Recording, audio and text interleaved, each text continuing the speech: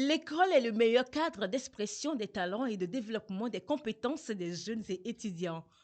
Pour ces vacances 2024, de juillet à août, la télévision togolaise vous offre à travers l'émission Débat Éducation des émissions sur des exercices prestigieux d'art oratoire par les étudiants autour des valeurs telles que la gouvernance. Chaque décision et chaque action doivent être empreintes de réflexion et de sagesse. L'éthique, la transparence.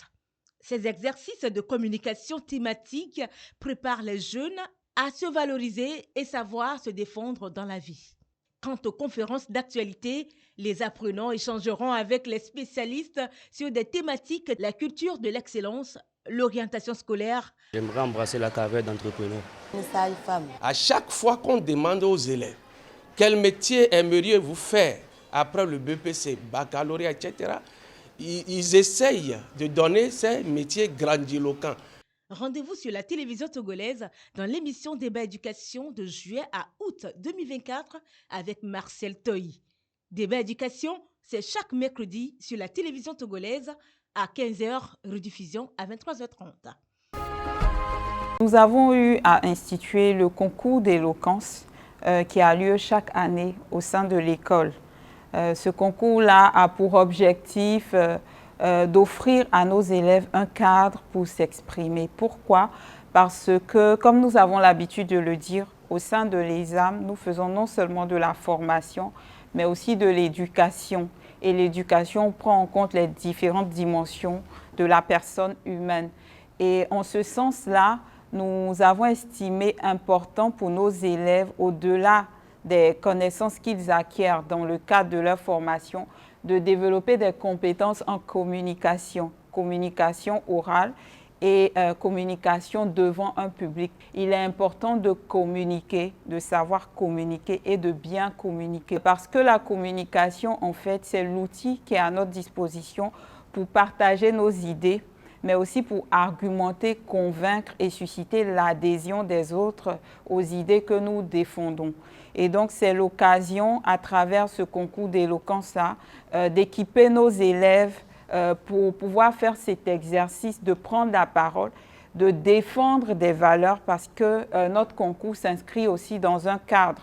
Voilà, donc au sein de l'école, nous avons une quarantaine de valeurs et c'est l'occasion, à travers ce concours d'éloquence, d'offrir à nos élèves l'opportunité de réfléchir sur les différentes valeurs de l'école, à prendre en compte dans leur formation et au-delà de ça, d'exposer le fruit de leur réflexion devant un public. Et donc, parmi ces valeurs, nous avons notamment la transparence, l'équité, l'intégrité et d'autres valeurs encore. Parce que ces valeurs-là sont importantes et recherchées au sein des entreprises. Aujourd'hui, les entreprises bâtissent leur performance sur le capital confiance. Et pour pouvoir susciter la confiance, il est important d'avoir des personnes qui ont des valeurs, qui sont capables non seulement de diffuser ces valeurs-là, mais d'être aussi des personnes qui sont capables de démontrer ces valeurs à travers leur façon de se comporter, leur caractère et aussi leurs décisions. Donc, c'est en ce sens que nous avons estimé important, utile et nécessaire pour nos élèves de faire cet exercice du concours d'éloquence. Au-delà de cela, c'est l'occasion aussi de partager avec le public qui vient assister à ce concours-là chaque année les différentes valeurs, la vision de l'école, pour que, au-delà de cela, chacun puisse être impacté et transformé positivement en société.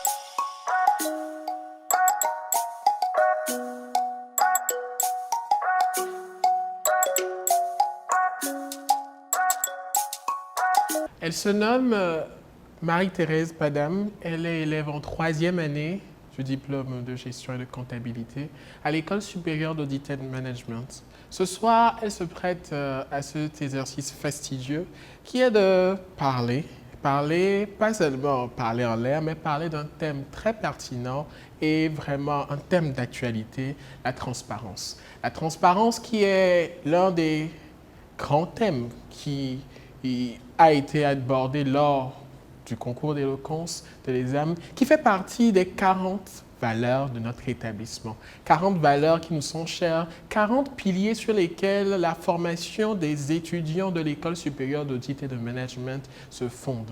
Chaque année, 10 élèves choisis scrupuleusement se prêtent à l'exercice de défendre l'un de ces thèmes. Et à la fin, on choisit le meilleur.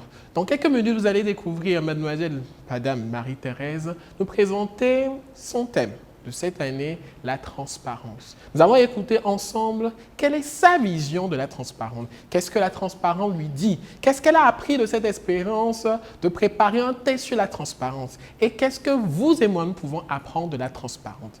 Après sa présentation, nous aurons l'occasion d'écouter des interventions des uns et des autres qui sont ici sur ce plateau, des questions des camarades, histoire de permettre à vous et moi de mieux comprendre la thématique de la transparence. Peut-être vous n'êtes pas transparent, moi non plus, je ne le suis pas, mais à la fin de cette émission, je vous assure, mademoiselle Marie-Thérèse a la clé, elle a la formule pour faire de nous des personnes, des hommes et des femmes transparents. À tous et sans exception, il leur a manqué la transparence. À tous ceux qui ont essayé de la sauver, transparence est ce qui leur a manqué. Ils ont tous essayé de la sauver, cette chère RDC. Ils ont essayé de la libérer, de l'aider, mais transparence, il leur a manqué. Ce soir, je vous parle de transparence, une valeur des plus importantes dans notre société. Et pour parler de transparence, j'ai choisi de vous en parler au travers d'un sujet qui me tient tout particulièrement à cœur, la transparence envers nos actions, envers nous-mêmes et envers les autres.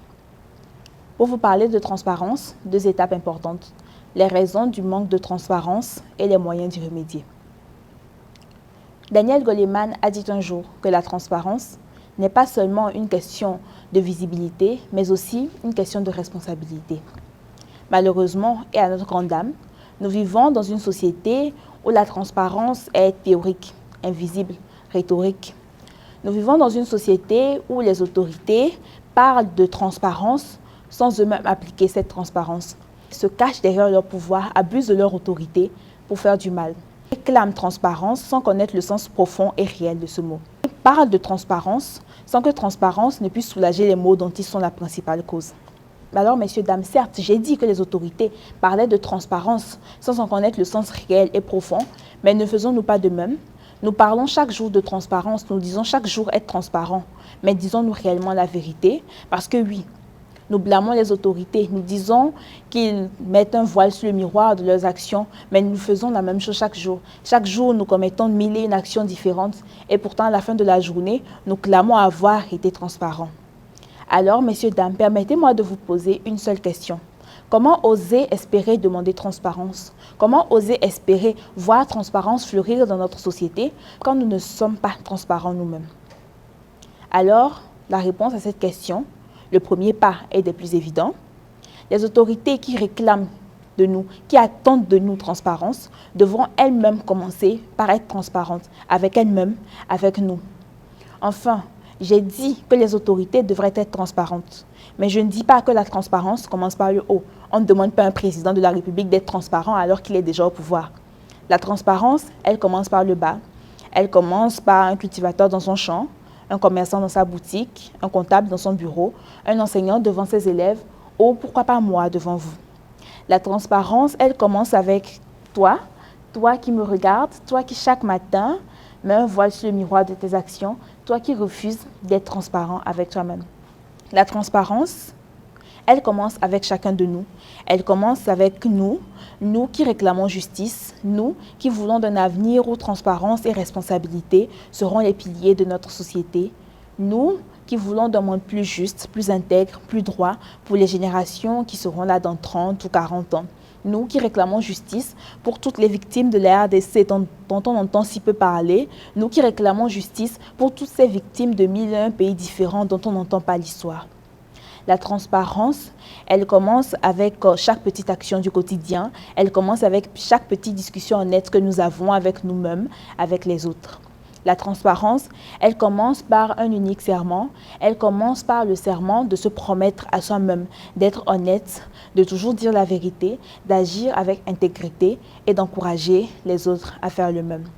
Alors oui, ici et maintenant, nous parlons de transparence, certes, mais nous nous engageons surtout et par-dessus tout à construire un monde plus juste, à construire un monde plus intègre, plus droit pour nos enfants. Nous parlons de transparence, mais nous nous engageons surtout à vouloir que les paroles de cette Afrique dont on parle si peu soient enfin entendues à travers le monde.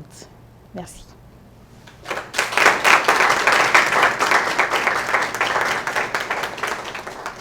Quelle prestation! Quelle élégance, quelle prestance, ou dois-je dire, quelle transparence. Mesdames et messieurs, je vous demande de faire de tonnerre d'acclamation pour notre chère Marie-Thérèse.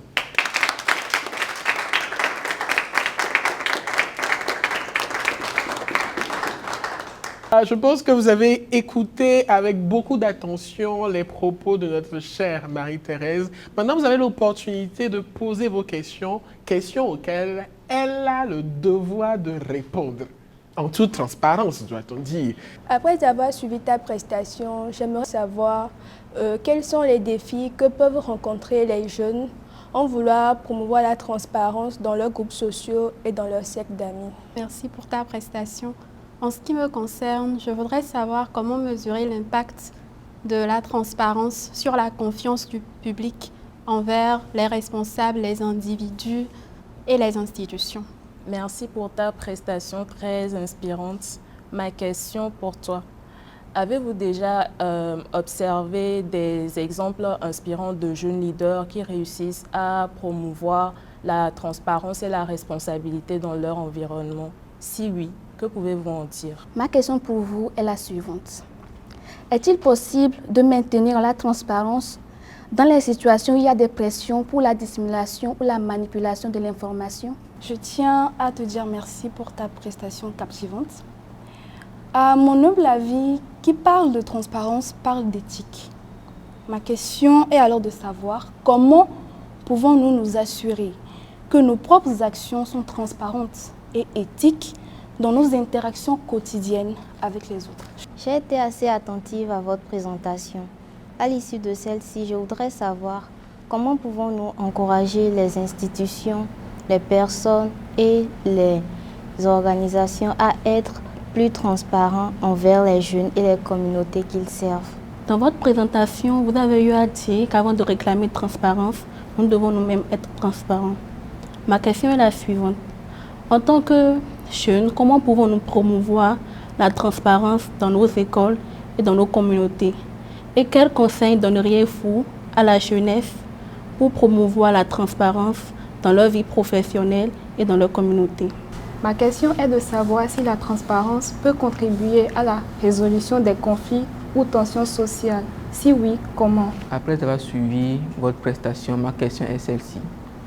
Quel rôle les nouvelles technologies et les médias peuvent-ils jouer dans la promotion de la transparence et de la responsabilité dans notre société? Ma question est de savoir, pour vous, en quoi consiste la transparence?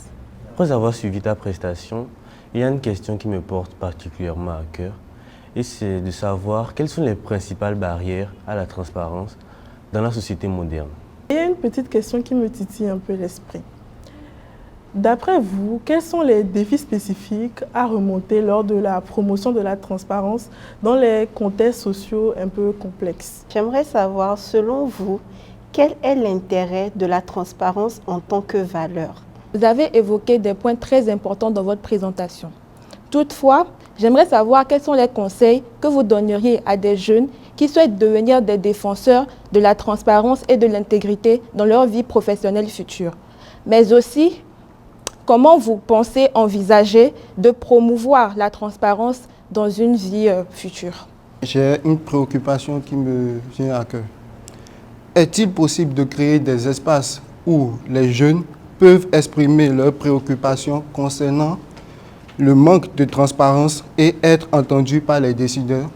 Et quelles sont les ressources et organisations que vous recommandiez aux jeunes qui cherchent à en savoir plus sur la promotion de la transparence et de la responsabilité?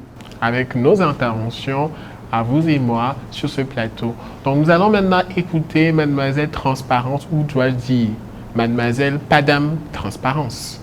Déjà, je vous remercie tous et chacun pour l'attention que vous avez portée à ma prestation et pour vos questions. Alors, permettez-moi d'éclaircir vos zones d'ombre par rapport à ma prestation. Bien. La première question. Pour vous, en quoi consiste la transparence? Pour moi, la transparence est tout d'abord un principe qui se base sur le fait d'être honnête avec les autres et par-dessus tout, d'être honnête avec soi-même. Mais la transparence ne se limite pas à l'honnêteté avec soi-même et avec autrui. La transparence, c'est aussi fournir des informations complètes, claires, accessibles et précises sur le fonctionnement d'une organisation ou d'une institution, afin d'éviter toute circulation d'informations erronées et donc tout début de conflit. La question 2. Quel est l'intérêt de la transparence en tant que valeur? Pour moi, tout d'abord, la transparence est l'une des valeurs les plus importantes de notre société.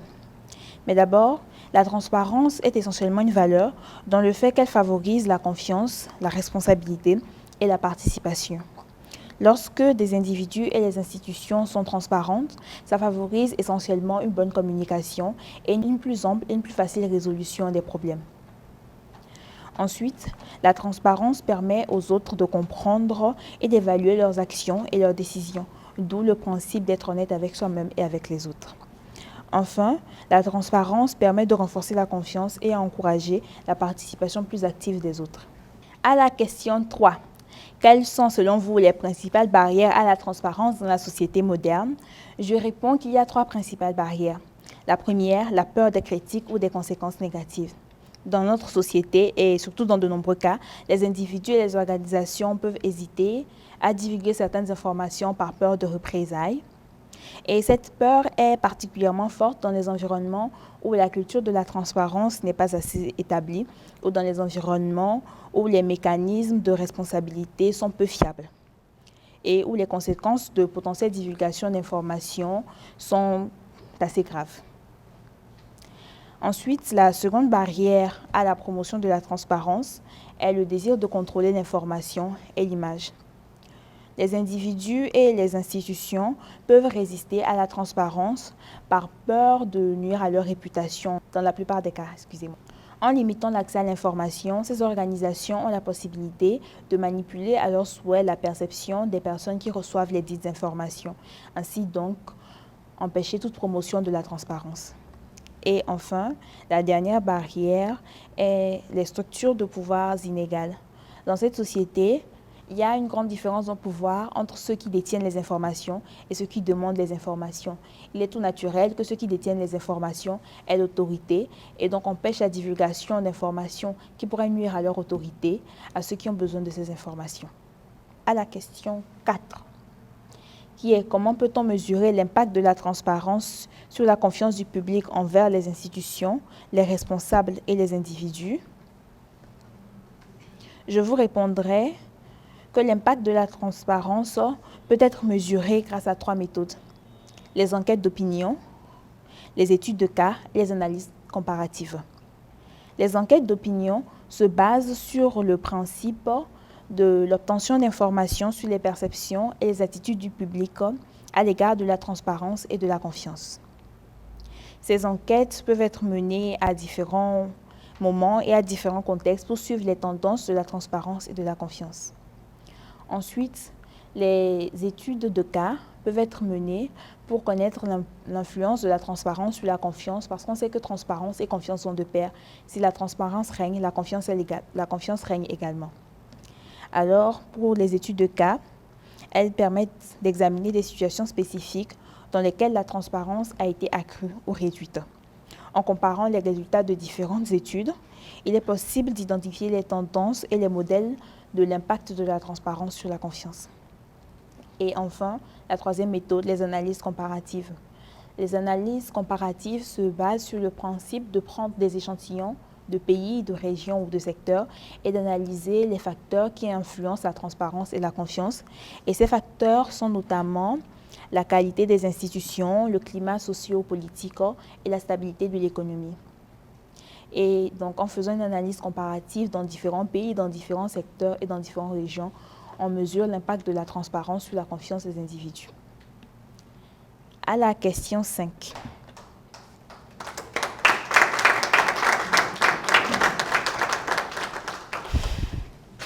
À la question 5. Quels sont les défis spécifiques à surmonter lors de la promotion de la transparence? Je répondrai qu'il y a 3 défis principaux. Le premier, les normes culturelles et sociales. On ne va pas se le cacher, dans certains pays, la transparence est considérée comme une atteinte à la vie privée d'autrui, une atteinte à leur honneur. Donc, dans certaines régions du monde, la transparence est à bannir. Ensuite, toujours dans les limites des normes culturelles et sociales, il faut savoir que certaines personnes fuient la transparence par peur de représailles. Certaines personnes évitent de faire preuve d'une transparence nécessaire par peur des conséquences qu'il pourrait y avoir. Ensuite, la seconde barrière est des défis logistiques. Et quand je parle de défis logistiques, je parle de la collecte des informations qui seront divulguées. Dans certaines régions, et je parle essentiellement des zones rurales et des zones touchées par les catastrophes, il est particulièrement difficile d'obtenir des informations et ça l'est encore plus d'obtenir des informations vraies et certifiées. Alors, pour résoudre ce problème, faudrait-il déjà commencer par trouver un moyen d'acquérir les bonnes informations, peut-être en commençant par éviter, même si ce n'est pas l'idéal, les zones rurales, parce que dans ces régions-là, les informations ne sont pas toujours claires. Et enfin, la troisième barrière est les conflits d'intérêts. Et quand je dis conflit d'intérêts, je prends l'exemple de 2 entreprises qui travaillent dans le même domaine et qui pourtant sont rivales. Une information qui pourrait leur porter préjudice risquerait d'être divulguée et pour ça, ils se refusent toute transparence pour ne pas porter atteinte à leurs intérêts personnels. À la question 6, comment pouvons-nous encourager les organisations, les institutions à être plus transparents envers la communauté qu'ils servent? Je répondrai qu'il faut tout d'abord promouvoir une culture de la transparence. La transparence doit être considérée comme une valeur des plus importantes pour ces organisations à l'égard des jeunes. La transparence doit être dans chaque activité qu'ils font, dans chaque pas qu'ils font à l'égard de ces jeunes et de cette communauté. Deuxièmement, il faudrait encourager la participation des jeunes dans les actions des communautés. Les jeunes devraient être inclus dans les décisions, dans les processus décisionnels qu'ils prennent pour leur intérêt. Et enfin, l'utilisation des nouvelles technologies serait des plus importantes. Nous sommes au XXIe siècle et aujourd'hui, la nouvelle technologie est la source de toutes choses. Alors, les nouvelles technologies pourraient être utilisées pour faciliter la diffusion des informations. Certes, faciliter la diffusion des informations, mais pas diffuser les mauvaises informations. Parce qu'aujourd'hui, il est tellement facile de diffuser de mauvaises informations et de provoquer des problèmes. À la question 7. Quels sont les défis spécifiques que les jeunes peuvent rencontrer lorsqu'ils essaient d'encourager la transparence au sein de leurs groupes sociaux et de leur cercle d'amis? Je répondrai que les principales difficultés que ces jeunes peuvent rencontrer sont essentiellement le manque de pouvoir et d'influence et la crainte des représailles. Pour le manque de pouvoir et d'influence, je vous dirais qu'aujourd'hui, les jeunes n'ont pas le pouvoir, n'ont pas l'autorité qu'il faut pour divulguer les informations. Ceux qui ont les informations sont au-dessus et les jeunes en dessous. Et ceux qui ont les informations gardent le pouvoir et toute l'autorité, ce qui fait que les jeunes sont incapables de diffuser les informations qu'il faut pour le bien de tous et donc de promouvoir la transparence. Et par-dessus tout, la crainte des représailles. Nous ne sommes pas dans un régime dictatorial, mais nous savons qu'aujourd'hui, avant de diffuser une information, il faut penser aux conséquences que cette information pourrait avoir, savoir pourquoi on la diffuse, quelles conséquences elle aurait avant de diffuser cette information. Alors oui, les jeunes ont par-dessus tout la crainte des représailles lorsqu'ils pensent à promouvoir la transparence. À la question 8. Avez-vous observé des exemples inspirants de jeunes leaders qui réussissent à promouvoir la transparence et la responsabilité dans leur environnement? Et que pouvez-vous en dire? Je vous donnerai un exemple, l'exemple d'une jeune que j'admire tout particulièrement et je suis sûre que vous la connaissez tous. Je vous donnerai l'exemple de Greta Thunberg qui même si on n'entend plus beaucoup parler d'elle aujourd'hui, a fait des exploits en allant au Parlement de l'ONU et en défendant la cause climatique. Et ce que je peux en dire de son exemple, elle est très déterminée et a une persévérance à toute épreuve. Et par-dessus tout, elle est très intègre et très honnête, valeur que nous devrions sans doute tous cultiver. Et certes, j'en dis de bonnes choses, mais je dis aussi qu'il se trouve qu'elle est trop radicale dans ses paroles et peut-être trop extrémiste dans ses paroles, côté qu'il faudrait éviter d'avoir dans nos actions pour promouvoir la transparence.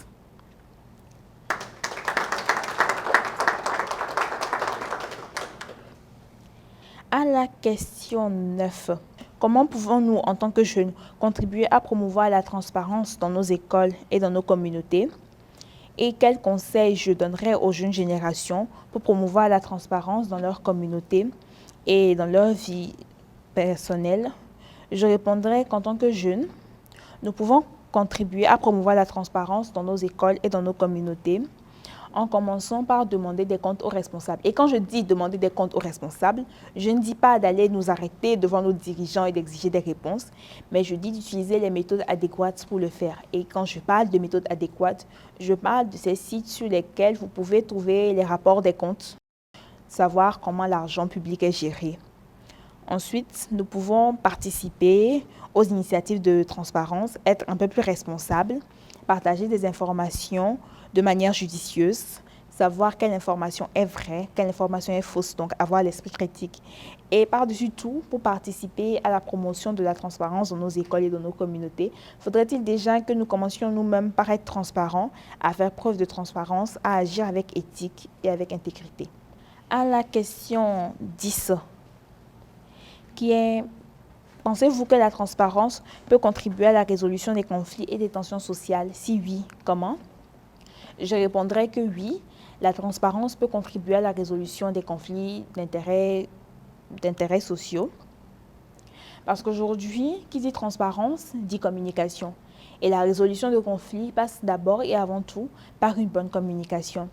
Une communication honnête, sincère. Et quand je dis une communication honnête et sincère, je prends l'exemple de deux pays qui seraient en conflit et que la communication et une bonne distribution des informations aideraient à résoudre. Alors oui, pour que transparence puisse résoudre les conflits de nature sociale, il faudrait qu'il y ait une bonne communication et une bonne distribution des informations. À la question 11, quel rôle les nouvelles technologies et les médias sociaux peuvent-ils jouer dans la promotion de la transparence?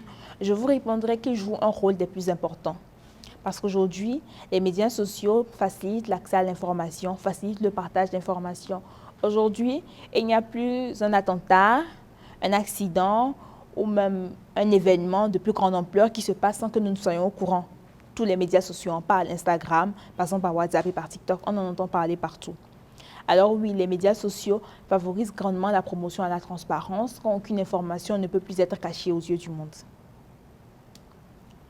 Et enfin, les médias sociaux participent également à la promotion de la transparence en encourageant la participation et la collaboration et en fournissant des plateformes permettant aux uns et aux autres de partager les informations. Au premier volet de la question 12, est-il possible de maintenir la transparence dans des situations où il y a des pressions pour la dissimulation et la manipulation de l'information? Oui. Il est possible de maintenir la transparence dans ce genre de contexte, même si, je ne vous le cache pas, cela s'avère particulièrement difficile.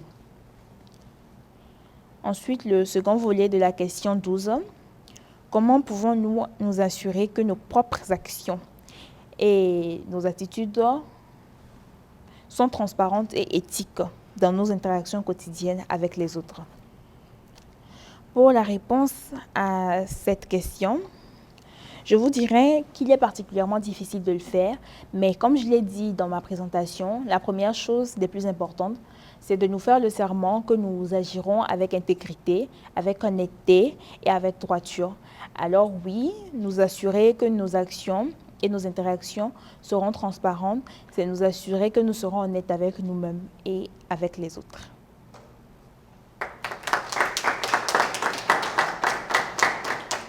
Pour la question 13, quel conseil je donnerais aux jeunes qui souhaitent devenir des défenseurs de la transparence et de l'intégrité dans leur vie professionnelle future?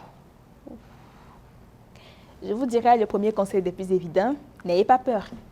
C'est vrai qu'aujourd'hui, pour promouvoir la transparence, il faut penser aux conséquences et aux représailles. Mais s'il faut avoir peur pour chaque petite action qu'on fait, pour chaque petit pas qu'on fait vers la promotion de la transparence, on n'arrivera jamais à rien. Ensuite, pour promouvoir la transparence, il faudrait chercher toute occasion de collaborer. Et collaborer pas avec n'importe qui, collaborer avec des personnes qui partagent les mêmes valeurs que nous, qui partagent les mêmes idéaux que nous. Et si vos idéaux sont transparence, honnêteté et intégrité, collaborer avec des personnes qui partagent les mêmes valeurs pour promouvoir au mieux la transparence. Enfin, pour vous aider, je vous dirais de continuer à sensibiliser les gens, à vous sensibiliser vous-même et à sensibiliser les gens sur l'importance de la transparence dans notre société. À la question 14. Est-il possible de créer des espaces où les jeunes peuvent exprimer leurs préoccupations concernant le manque de transparence et être entendus par les décideurs? Oui, il est tout à fait possible de le faire et des espaces comme cela existent déjà. Je vous parlerai notamment du site web du groupe Transparency International qui permet aujourd'hui aux jeunes de se renseigner sur les différentes initiatives qu'ils pourraient prendre pour promouvoir la transparence à tous les niveaux de la société. Et pour la création d'espaces où les jeunes pourraient parler de transparence, il faudrait utiliser les médias sociaux comme je l'ai dit précédemment, créer des groupes où les thématiques seraient transparence, intégrité et toute autre valeur qui concorde avec la transparence. Des groupes où les administrateurs auraient pouvoir de gérer toute parole et toute information qui circule dans le groupe de discussion.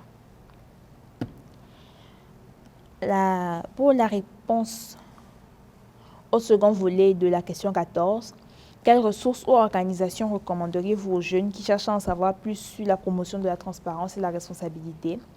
Je vous parlerai des organisations, des sociétés civiles et des différents sites web qui favorisent la promotion de la transparence dont je vous ai parlé tout à l'heure, notamment le site de la Transparency International.